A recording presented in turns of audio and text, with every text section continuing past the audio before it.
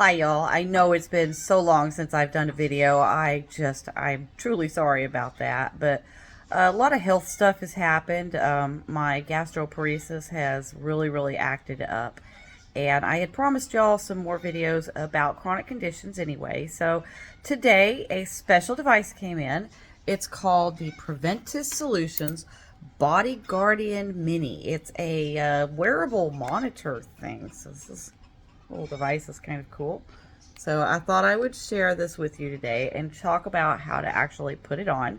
This is my second time doing something similar, but the last time I did it, it had all these diodes and leads that had to be everywhere, and a nurse had to put it on. It really was a royal pain. So I'm really relieved to see this new system. This is kind of cool. So let me show you the system real quick.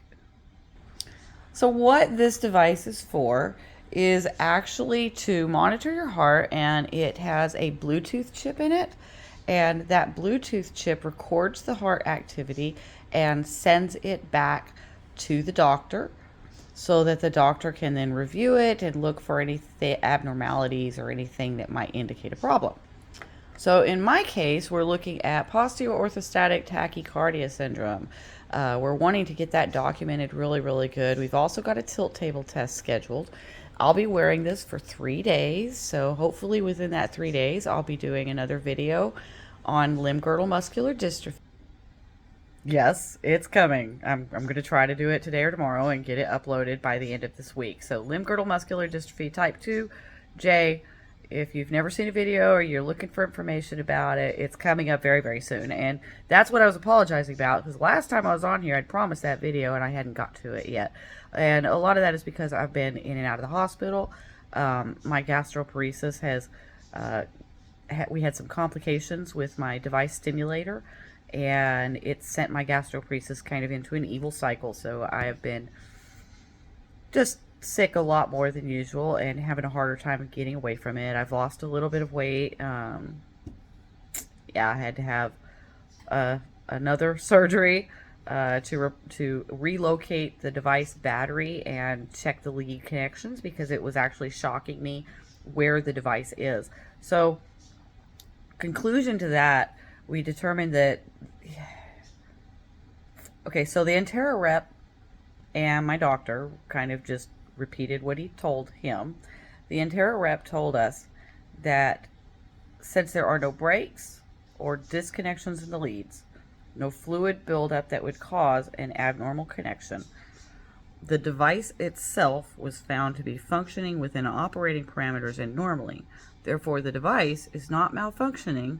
It's shocking me in a place and location and way it was not designed to.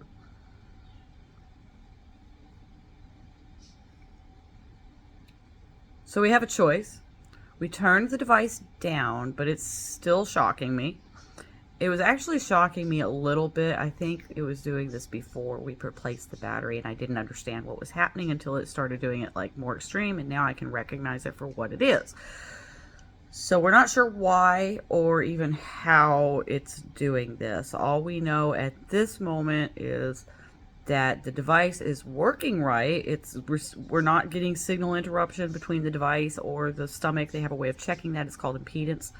That is fine. That's within normal range. The settings are normal. Everything seems to be normal. It's got a brand new battery in it. The connections and leads are all cleaned and put back in it. There's no breaks in the casing. The battery is not leaking. And honestly, the shocks aren't painful. They're uncomfortable after a period of time, so not the end of the world.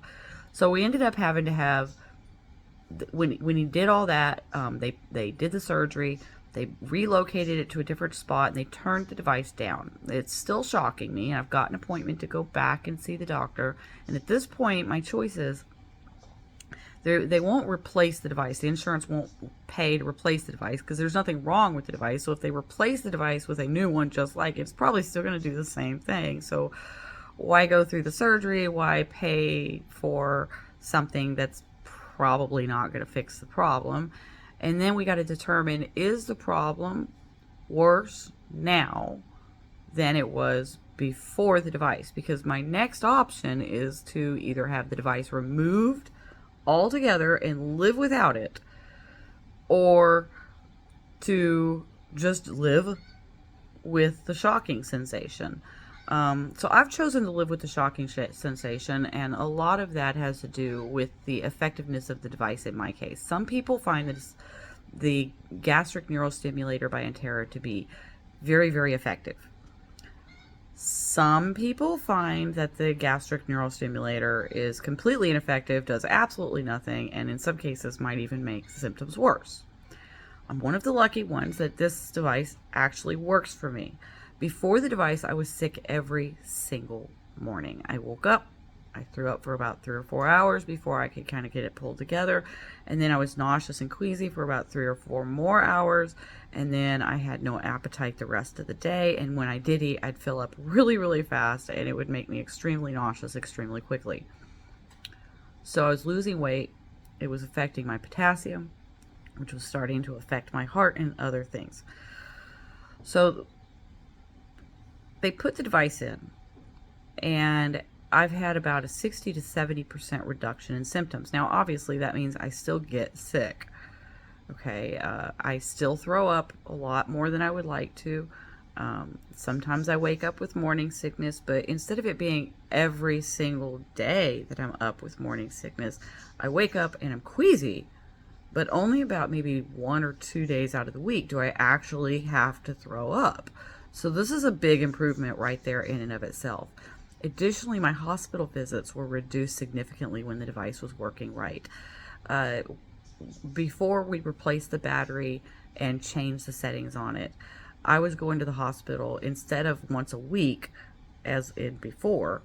I was only in the hospital to try to regain control of gastroparesis flare-ups.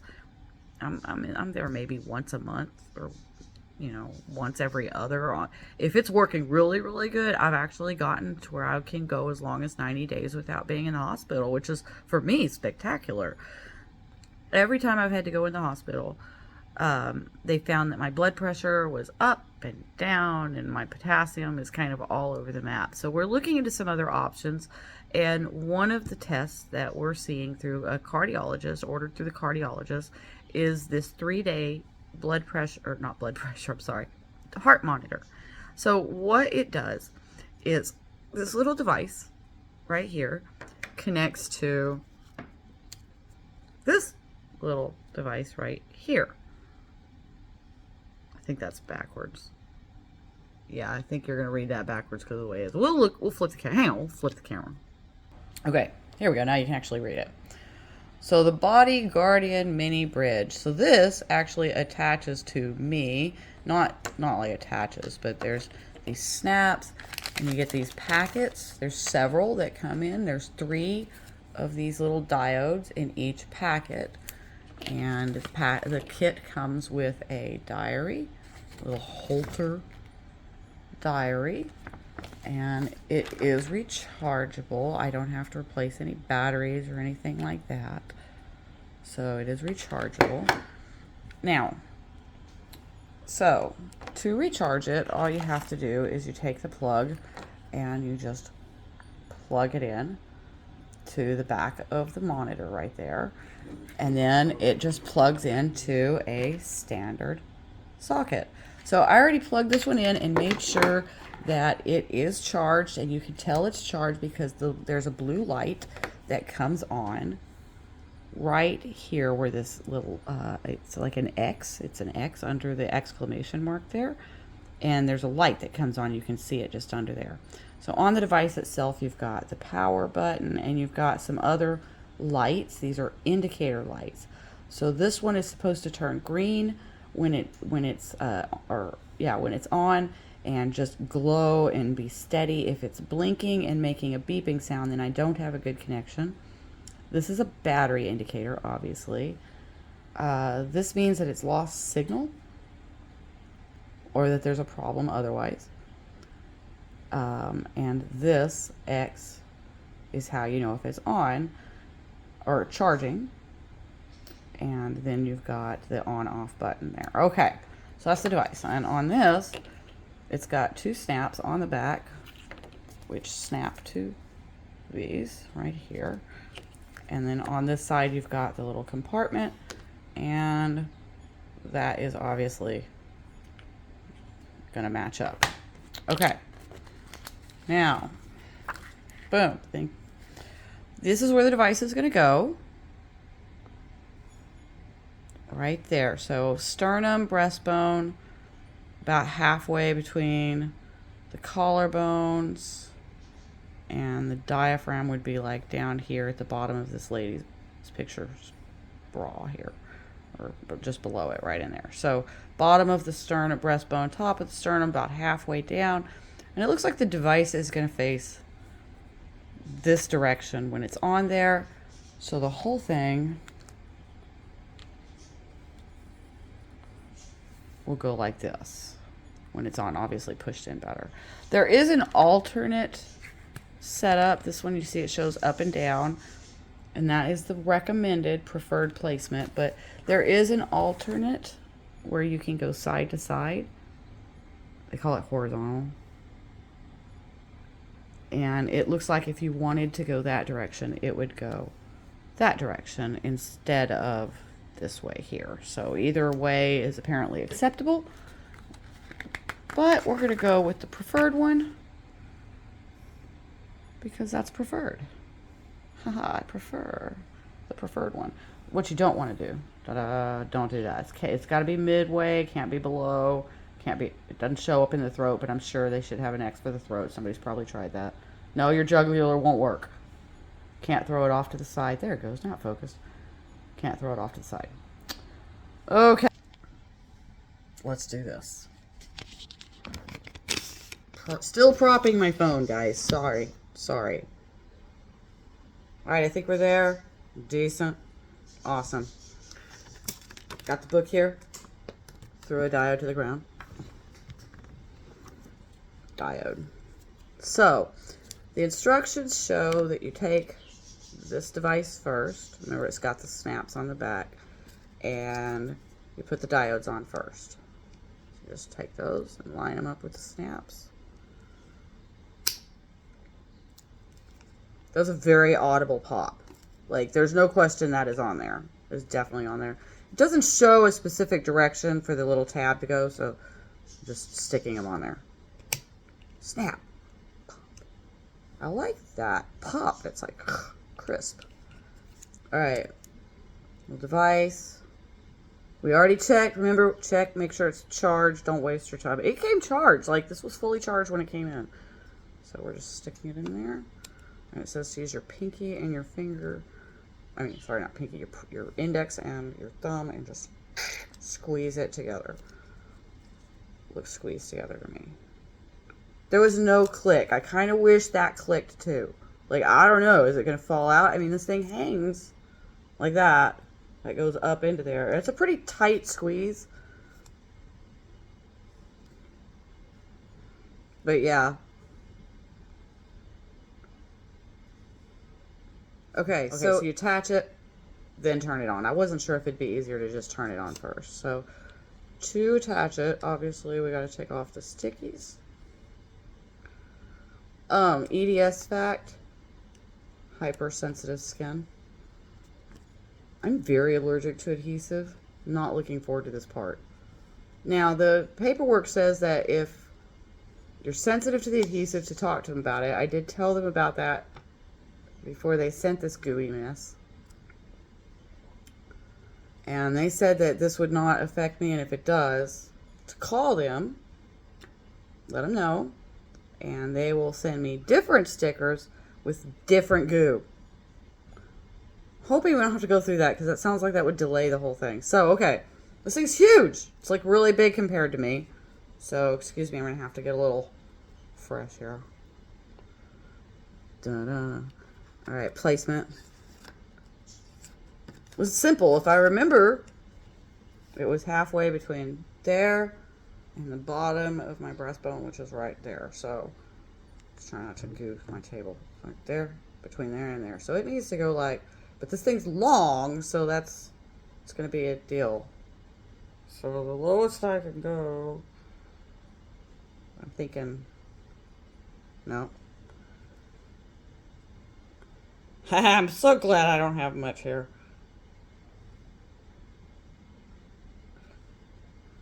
Collarbone. breastbone. I think that's as good as I can hope for, guys. Alright, so now, just press this down really good. My sister says I'm a dork. She's probably right. Y'all can agree. It's okay. I won't be offended. Know thyself. I had a really good teacher. Mr. Webster, if you ever see this, shout out. You rock. You and Mr. Johnson completely changed my life. I really want you to know that. Like, gave me so much perspective. It's unbelievable. Okay, it doesn't feel, that's why I keep pressing on it. It doesn't actually feel like it's pressed in there good, but there's this little gap right there where the snap is. And I can feel the diode is actually solidly pressed all the way around, making full contact. So that's good. This one's a little bit easier down here. It looks like it's fully pressed and good too. So, I am Iron Man. Sorry. Tony Stark shout out. Am I the only one who got the glowing thing? No, I can't be the only one.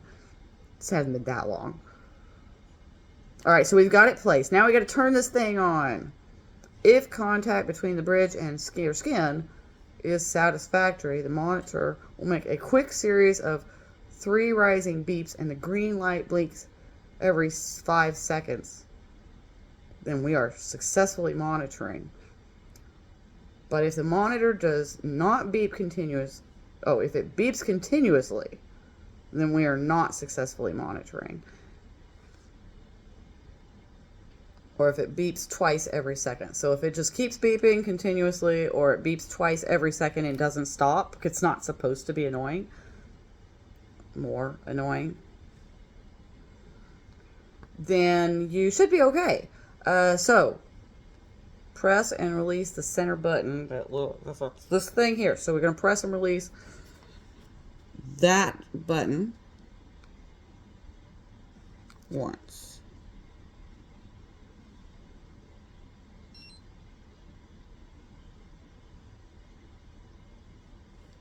Yeah, I don't know if you heard it. It did it once. It went bleep. Am I blinking?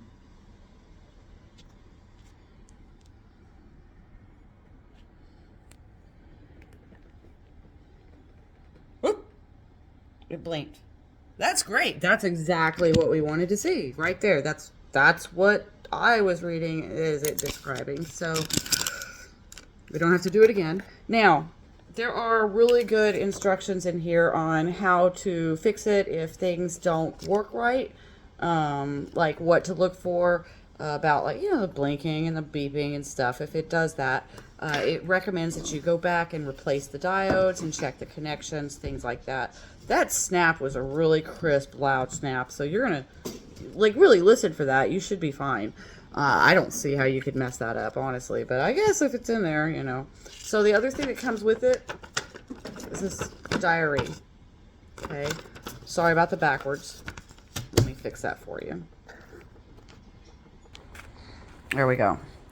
So this is the diary, and I'll just fill this out later here in a minute after I'm done with the video. But if you feel a symptom, and those symptoms can be any of these: lightheadedness, heart flutter, rapid beats, short of breath, chest pain, dizziness, tired or fatigued, passed out. And one that I have to put on there individually right here is nausea or vomiting. And then over here, you put what you were doing when you had that symptom. So standing up would be one.